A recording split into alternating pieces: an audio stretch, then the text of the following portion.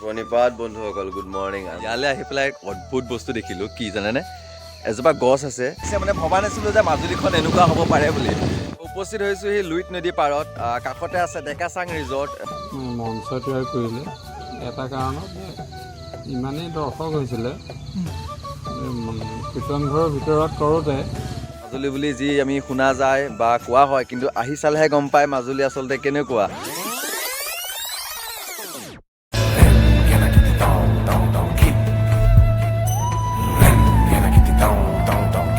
প্ৰণিপাত বন্ধুসকল, good morning. আমি কালি ৰাস কৰি আহি পেলাই টোপনি খতি আহি পেলাই এয়া জাষ্ট কেইটা বাজিছে এতিয়া? 11টা কিমান? বৰ্তমান 12টা বাজিলে। 12টা বাজিলে সাৰ পাইছোঁ। তাৰপৰা আজি আপোনালোকক সকলোকে মাজুলী ফুৰাম। So guys, as we know, Majuli is the largest river island enter the world আৰু সেয়ে এদিনত মাজুলীখন ফুৰাটো সম্ভৱেই নহয়, কিন্তু তথাপিতো আমি বহুত কম সময়লৈ আচলতে মাজুলীলৈ আহিলোঁ ৰাস কৰিবলৈ। চ' তাৰ মাজতে যিমান পাৰোঁ দেখাবলৈ চেষ্টা কৰিছোঁ মাজুলী সুন্দৰ সুন্দৰ দৃশ্য।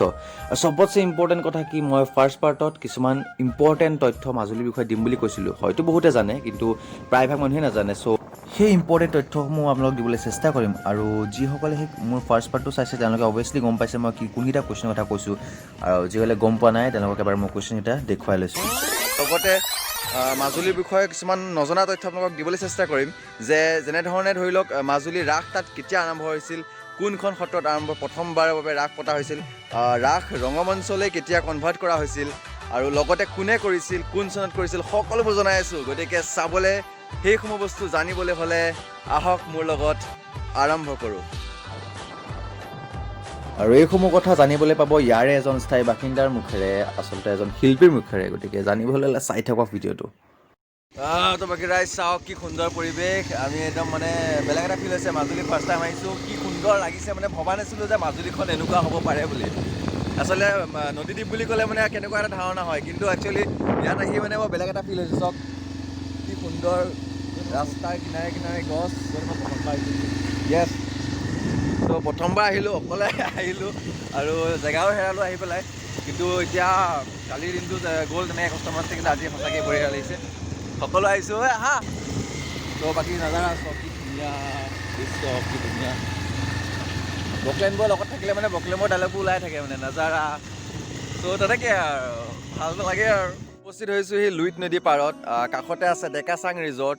ইয়াত বৰ ধুনীয়া পৰিৱেশ বুলি কৈছে দাদাজনে। চ' তালৈ ভিতৰত সোমাম, কিন্তু তাৰ আগত চাওক লুইত নদীৰ পাৰত কি সুন্দৰ পৰিৱেশ।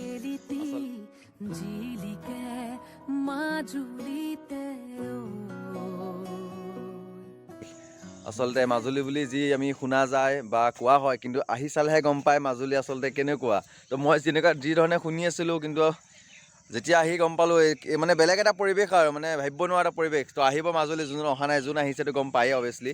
চ' দেখুৱাই আছোঁ, যিমান সম্ভৱ চেষ্টা কৰিছোঁ মাজুলীৰ সমূহ দৃশ্য দেখুৱাবলৈ। এতিয়া যাম ডেকাচাং ৰিজৰ্টত। তো চাই থাকক ডেকাচাং ৰিজৰ্ট কেনেকুৱা। এইখনে সেই ডেকাচাং ৰিজৰ্ট, যি আচলতে মাজুলীত অৱস্থিত। আৰু ইয়াত আহি পেলাই সঁচাই ভাল লাগিছে, কাৰণ কেলৈ ইয়াত প্ৰত্যেকটো বস্তু নেচাৰেলি চাওক। ইয়াত কোনো আৰ্টিফিচিয়েলি কোনো কাম কৰা হোৱা নাই। ইয়াত গছ গছনিৰ পৰা ধৰি ইমান সুন্দৰভাৱে সজাই পৰাই ৰাখিছে। আৰু মেইন থিং কি, ইয়াত যিবিলাক ঘৰ দেখিবলৈ পাইছে, সেই ঘৰবিলাকত আচলতে খেৰ আৰু বাঁহেৰে সকলো বস্তু বনোৱা হৈছে, চাংঘৰ টাইপৰ। যদি কোনোবা চাংঘৰ থাকিবলৈ ইচ্ছা আছে, ইয়াত আহি পেলাই 1 নাইট ষ্টে' কৰিব পাৰে। আপোনাৰ ইচ্ছা, আপুনি খাই বৈ যাব পাৰে বা এদিন থাকিম বুলি ক'লে থাকিব পাৰে। খালি অকণমান কষ্টলি পৰে আৰু, কাৰণ 3000 বিলাক 1 নাইটত লয়। চ' আমি বাৰু নাথাকোঁ, আমি তাত চাবলৈ আহিছোঁ, ফুৰিবলৈ আহিছোঁ মামাৰ লগত। আৰু বাকী ধুনীয়া, এনভাইৰমেণ্টটো ধুনীয়া, আহিব পাৰে। বাকী দৃশ্য দেখুৱাই আছোঁ। উপস্থিত আছোঁ ৰিজৰ্টত, আৰু লগত আছে মামা। তো কেনেকুৱা লাগিছে তোমাৰ মাজুলী আহি? 10 দিনমান হ'ল অহা, একদম মজা লাগিছে থাকি। তো মামাই 10 দিনৰ আগতে আহিলে। মামাই ইয়াত হেৰি কি গাইছিলা তুমি? চানু গাইছিলে, কংসৰ লগত যি ওলাই কালকেতু, সেই চৰিত্ৰটো ৰূপায়ণ কৰিছিলে। আৰু তাৰ বাবে মামা 10 দিনৰ আগতে আহিলে, কাৰণ ৰিহাৰ্চেল হৈছিলে, তাৰপৰা শ্ব' হ'ল, আৰু লগতে মামা 3 দিন কৰিলে। চ' ভাল অভিজ্ঞতা হ'ল। এইবাৰ প্ৰথমবাৰ আহি মাজুলীত ৰাস দপদপাই দিলে মানে। তো তেনেকৈ আহিলোঁ, ময়ো তেনেকৈ কালি আহিলোঁ, আহি পেলাই অকণমান কিবা এটা ওলালোঁ আৰু। বাকী আজি অকণ ফুৰিছোঁ। ৰাংগাদাহঁত ইপাৰে আছে, আমি ইয়াত আহিছোঁ ৰিজৰ্ট চাবলৈ। বাকী দৃশ্য দেখুৱাই আছোঁ।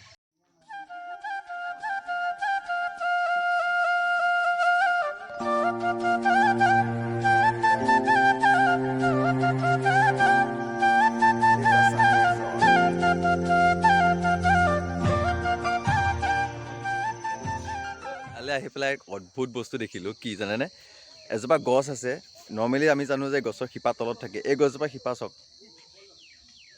দেখিছে ইয়াত মানে উল্টা মানে গছৰ শিপাৰ ওপৰত আৰু বাকীটো মূৰটো মানে তলত অদ্ভুত হয় ন চব বাকী পৰিৱেশ ইয়াত দেখুৱাই আছোঁ সুন্দৰ পৰিৱেশ আৰু লগত মামা আছে আৰু মই অকণ ঘূৰিছোঁ ইয়াত বাকীসোপা অকণমান আগত আছে তেওঁলোক গতিকে বাকী দেখুৱাই আছোঁ চাই থাকক আৰু কি দেখুৱাব পাৰোঁ ৰিজৰ্টৰ একদম সন্মুখতে বৰ সুন্দৰভাৱে সজাই ৰখা আছে গৰুণ্ড পক্ষী অৰ্থাৎ ভগৱান শ্ৰীহৰিৰ বাহন তেখেতক বৰ সুন্দৰভাৱে ৰখা হৈছে ইয়াত আৰু চাওঁতে সঁচাকৈ সময় কেতিয়া পাৰ হৈ গ'ল গমেই নাপালোঁ কিন্তু বেলি দুবাৰ আগে আমি যাব লাগিব চামগুৰি সত্ৰলৈ য'ত আচলতে ৰাসৰ মুখাসমূহ তৈয়াৰ কৰা হয় আৰু আমি যি প্ৰশ্ন কৰিছিলোঁ তাৰ প্ৰতিটো কুৱেশ্যনৰ উত্তৰ আমি পাম চামগুৰি সত্ৰত আৰু লগতে আৰু কিছুমান বস্তু ইনক্লুড হৈছে আৰু দুটামান নজনা কথা আপোনালোকে জানিবলৈ পাব গতিকে কিনো সেইসমূহ বস্তু চাই থাকক চামগুৰি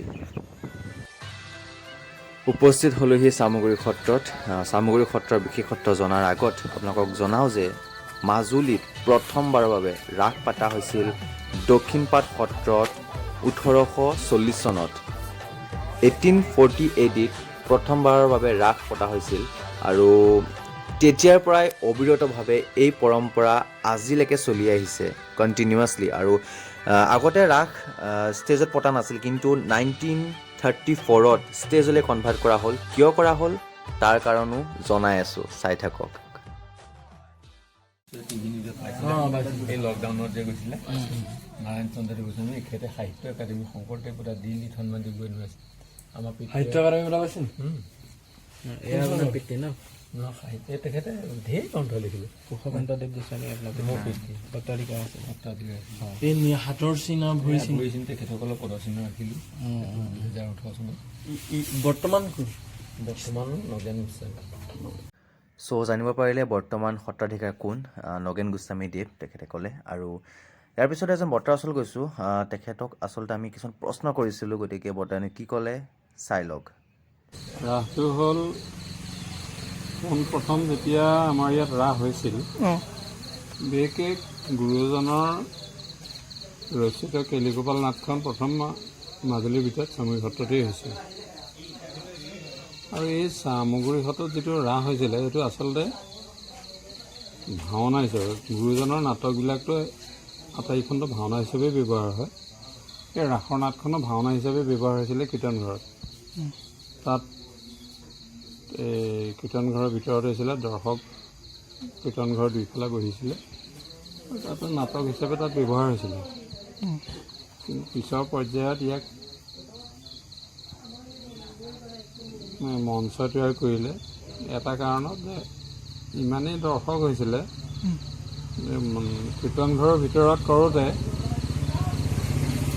এই দৰ্শকে দেখিবলৈ নাপায় 1 নম্বৰ 2 নম্বৰ ইমানে দৰ্শক হয় যে মুখাসমূহত তাত ফেলি হিচাপে নি তাত উলিয়াওঁতে ভাগি গৈছিলে সেইকাৰণে পিছৰ পৰ্যায়ত ইয়াক এতিয়া মানে অস্থায়ী মঞ্চ তৈয়াৰ কৰি সেই ৰাস মানে ইয়াত প্ৰচাৰ কৰিছিলে এই ৰাস প্ৰচাৰ কৰাৰ ক্ষেত্ৰত আমাৰ উদাসীন এজন ককা আছিলে সেই ককাজনী আছিলে ইয়াত মানে উদ্যোক্তা তেখেতৰ প্ৰধান উদ্যোগতেই আমাৰ ৰাস আৰু ফাকুৱা ফলগোৎসৱ এই দুটা হৈছিলে তেখেত আছিলে উদাসীন তেখেতৰ প্ৰচেষ্টাতে আমাৰ চামগুৰি সত্ৰত ৰাস আৰু ফলগোৎসৱ হৈছিলে আৰু তেখেতে সেই গুৰুজনৰ যিখন নাটক সেই নাটকখন তেখেতে নিজ হাতেৰে পুনৰ তেখেতে লিখি ইয়াত থৈ গৈছে সেয়া ব্ৰজালী ভাষাত আৰু সেই ব্ৰজালী ভাষাৰ নাটকখনেই বৰ্তমান চলি থাকে তাৰ লগত আনুষংগিকভাৱে তেখেতে কিছুমান চৰিত্ৰ মানে তাত যি শিশুলীলা খণ্ডটো আৰু জন্মাষ্টমী যি গোপালতাৰ যিখন নাটক গোপালতাৰ যিখন জন্মযাত্ৰা নাটক সেইখন ইয়াত চলি আছিল পিছৰ পৰ্যায়ত এই গোপালতাৰ নাটকখনৰ নাম ব্ৰজালী ভাষাত আছিল আৰু গোপালতাৰ সেই নাটকখনৰ আলমত আৰু হেৰিয়াৰ এইখন কি কয় দশমৰ মানে আলমত যিখন আমাৰ অংকীয়া নাটক আছিলে জন্মযাত্ৰা, সেই নাটকখন কথনিকালৈ আনিছিলে আমাৰ পিতৃয়ে। আৰু ৰাসৰ যিটো শিশুলীলা খণ্ড, সেই শিশুলীলা খণ্ডটো কথনিকা কৰিছিলে আমাৰ প্ৰয়াত সত্ৰাধিকাৰ এজন কমল চন্দ্ৰদেৱ গোস্বামী। তেখেতে এই কথনিকালৈ আনিছিলে আৰু সেই শিশুলীলা খণ্ডটো এই কমল চন্দ্ৰ গোস্বামীয়ে কৰা প্ৰায়বিলাক। আৰু তাত কিছুমান এই গীত আৰু কিবা কিবি আছে, সেইখিনি এই উদাসীন ককাজনে কৰা। চ' চামগুৰি সত্ৰৰ পৰা যাবলৈ ওলাইছোঁ দৰিয়া ফিল্ডলৈ, য'ত আচলতে আমি কালি ৰাস কৰিছিলোঁ, য'ত আয়োজন কৰিছিলে যুৱ সমন্বয় কৃষ্টি সংঘই, আমাৰ অমৰদাহঁতে। চ' বৰ সুন্দৰভাৱে পাতিলে তেওঁলোকে, আৰু আজি সেয়েহে সকলোৱে মিলিজুলি বোলে খানা খায়। চ' মাতিলে আমাকো, গৈ আছোঁ। উপস্থিত হ'লো সেই ৰাসৰ খানাত, সকলো যা যোগাৰ চলাই আছে। আৰু আমাৰ এইফালে আজি কাৰিকৰ চক কোন? অমৰ দা। ত' কেনেকুৱা লাগিলে এইকেইদিন ৰাস হেৰি কৰি, মানে বহুত দিন এইখিনি কষ্টৰ অন্তত আজি ভালকৈ এসাঁজ খাম ন? চবে মিলি এসাঁজ খাম বুলি ভাবিছোঁ। এইবাৰ আপোনাৰ কেনেকুৱা লাগিলে? আপোনালোকে আয়োজন কৰিছিলে? বহুত ভাল লাগিলে, খালি মানুহৰ সমাগমটো অলপ কম, সেইকাৰণে অলপ দুখ লাগিছে আৰু। একো নাই, অহাবাৰলৈ হ'ব আৰু। এইবাৰ পৰিস্থিতি যেনেকুৱা, এবাৰ যিয়ে নহওক সঁচাই ভাল লাগিলে ইয়ালৈ। মই মাজুলী ফাৰ্ষ্ট টাইম আহিছোঁ যদিও অমৰদাহঁতক লগ পাই মানে এনেকুৱা লগাই নাই যে ফাৰ্ষ্ট টাইম লগ পাইছোঁ। বহুত মৰমীয়া মানুহসকল, মানে গোটেইসোপা একেলগে সুন্দৰভাৱে ৰাসখন আয়োজন কৰিলে, আৰু শেষত আজি সকলোৱে মিলিজুলি এক খানা খাইছে। চ' আহিলোঁ সমভাগী হ'বলৈ, বাকী দেখুৱাইছোঁ আৰু। এনেদৰে পাৰ হ'ল কেতিয়াও পাহৰিব নোৱাৰা সেই মুহূৰ্তসমূহ। ঘৰৰ অভিমুখে যাত্ৰা আৰম্ভ কৰিলোঁ মাজুলীত এৰি থৈ পেলাই। আৰু ভিডিঅ'টো ইমানটো বাবে চোৱাৰ বাবে আন্তৰিক ধন্যবাদ। এনেকৈ সদায় ছাপোৰ্ট কৰি থাকিব, সদায় আপোনালোকৰ মৰম দি থাকিব, আৰু চাই থাকিব অচিনাকি অসম। হাই দি দিয়া আকৌ, বাই দিয়া, বাই।